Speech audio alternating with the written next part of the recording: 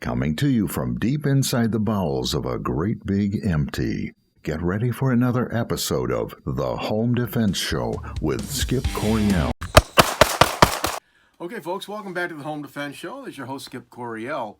Today, I want to talk about an unusual topic, but one that's been running in and out of my life, boy, a lot lately. I've been doing a lot of private lessons for women who have been abused. We're talking tactical gun lessons, pistol lessons for women who have been raped, women who have been mugged, have had guns shoved into their faces, and robbed and beaten severely. It's a really tough thing to do. Just talking to these women, you can see the anxiety, the frustration, the fear, the terror in their eyes when they talk about their experiences. And then taking a woman who has been traumatized almost to within an inch of their life, and then putting a gun in their hand and teaching them, especially the ones who have been on the receiving end of the gun.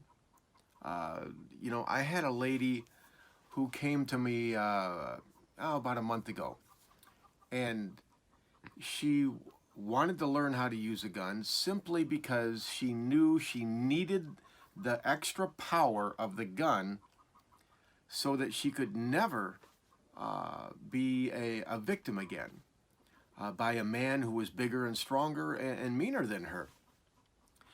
And boy, talk about the courage that this woman had. She had a lot of courage because she was just terrified of this gun, this inanimate object, because she had been in front of the barrel, had it held to her head, and her life had been threatened by a bigger, larger person.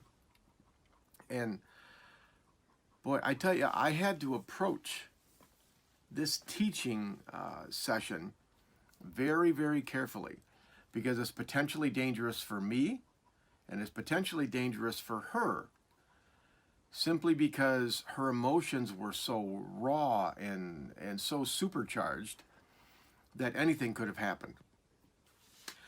I've been dealing with this kind of thing for almost 20 years now, and I've learned some guidelines that I want to get across to you. First, men, you probably don't want to teach your wives, your girlfriends, how to shoot on your own, okay? Because there's a totally different dynamic there. Take it to a professional and let a professional handle it. It'll just turn out better for everyone, I think. And if it goes south, it won't be on you, okay? You have to be patient, very, very patient, and you've got to move slowly. People normally come to a concealed carry class. They're there for 3 hours on the range. It's going to take more than 3 hours. This particular lady that I'm thinking of, who had been, accosted with the gun, we met for 4 times. 4 times we went out and we shot. And I just took it slow. Be patient, be slow, start easy. Real easy. Nothing bothers me more than having a woman come to me. She's been traumatized, at the end of a gun.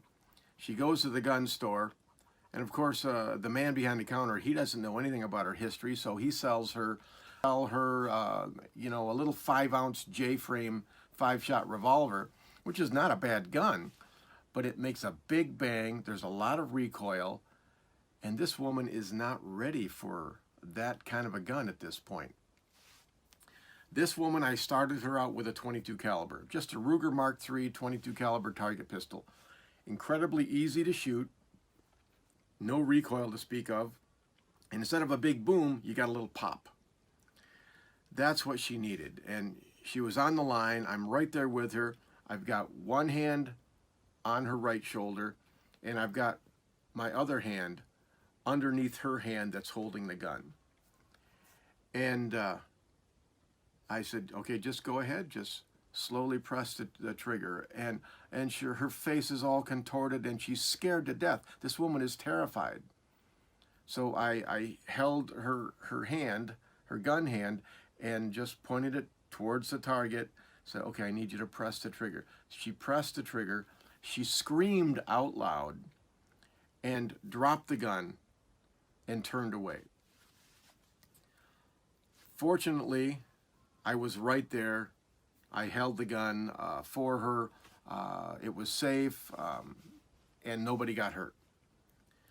But I called her back and said, "Okay, you've just shot this gun.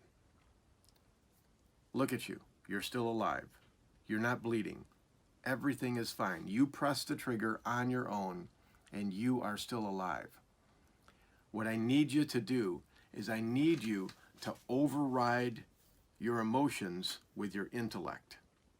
Intellectually speaking, you know in your mind that as long as you're behind the muzzle, the gun cannot and will not hurt you. You control the gun."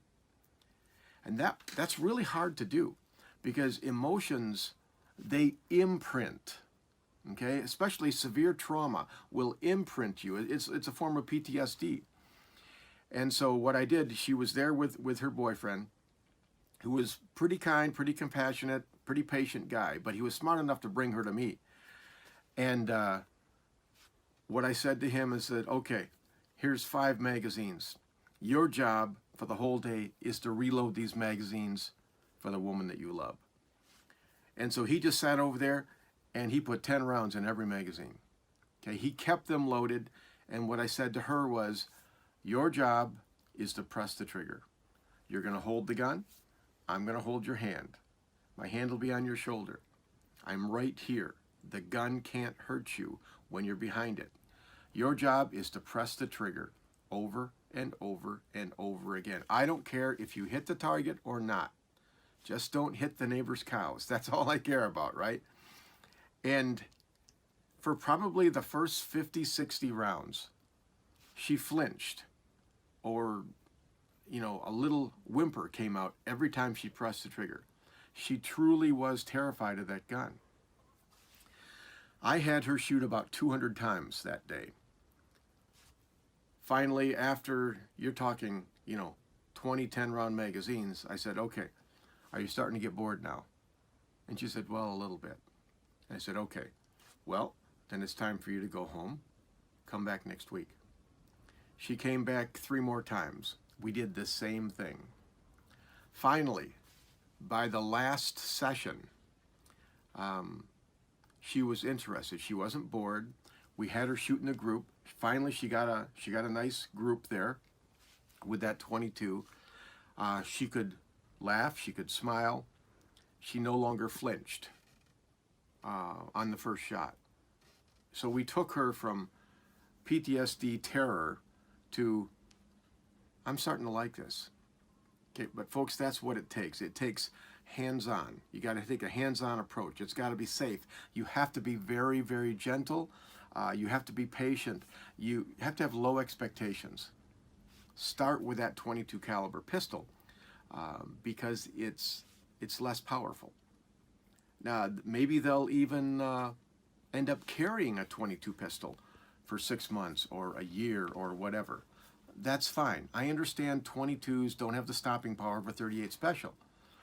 But someone who is terrified of a gun is not going to hit anything with that 38 special because they're just going to freak out. So start out with a 22, and maybe a year later, they will be ready for maybe a 380 or maybe a 38 special or a 9mm. But start baby steps. Start out low expectations, hands-on, gentle, patient, kind. And that's why it's so hard for husbands to teach their wives, because husbands can be a little rough with their wives. So they're impatient. They want to just do it, right? Take it to a professional.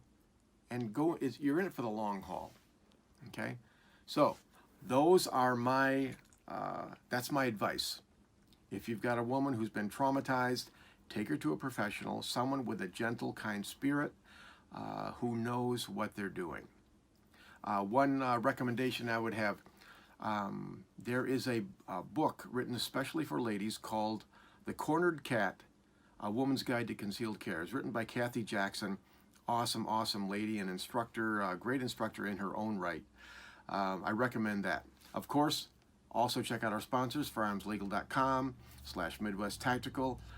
Protect your family from the legal system. Also, Suarez International, SuarezInternational.com. Gabe Suarez can teach you tactically in a very superior way. And of course, Center Shot Indoor Gun Range.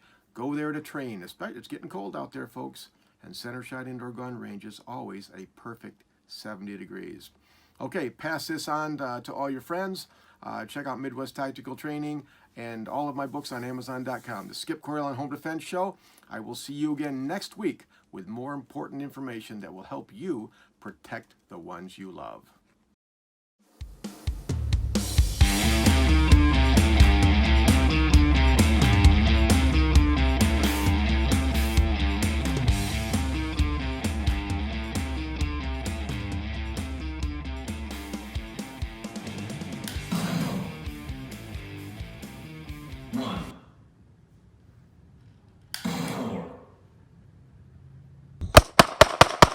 Bye-bye, boys! Have fun storming the castle!